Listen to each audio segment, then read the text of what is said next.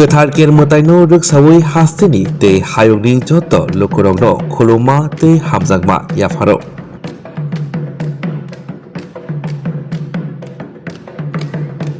बिसिब्रुमनो गोथार केरमताय हहम ददमखि रायदा खाजाक तंमारंनो दैदुलै ख्लाइसखि तंगो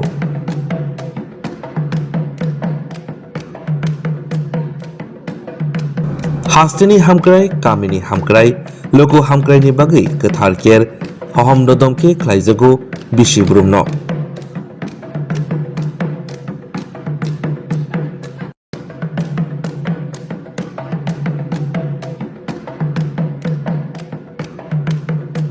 गोथार केरमतायनो रोगसावै जतनि नक नुखंगो तंथक तंथुन हामारि फाइथुन जत बखाक हामक्राय हास्तिनि ओंथुन जों TTADC DIO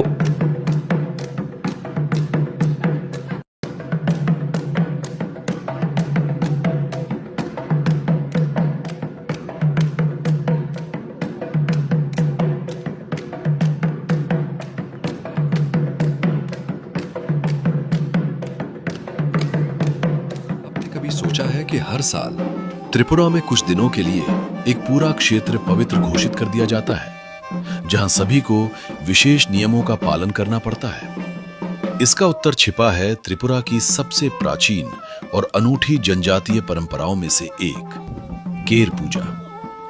खारची पूजा के लगभग 14 दिन बाद मनाई जाने वाली केर पूजा त्रिपुरा के स्वदेशी समुदायों के सबसे पवित्र और महत्वपूर्ण पर्वों में से एक है।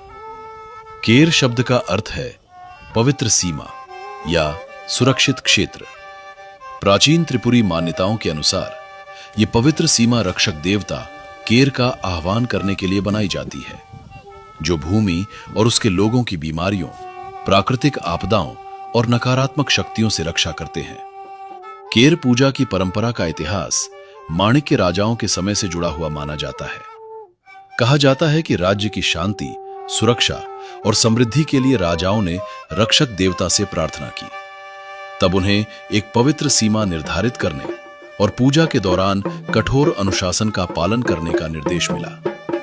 तभी से यह परंपरा हर वर्ष निभाई जाने लगी और पूरे राज्य तथा समाज की सुख शांति और कल्याण के लिए एक महत्वपूर्ण अनुष्ठान बन गई। पूजा की शुरुआत पुजारियों द्वारा बांस और पारंपरिक प्रतीकों की सहायता से पवित्र सीमा निर्धारित करने से होती है।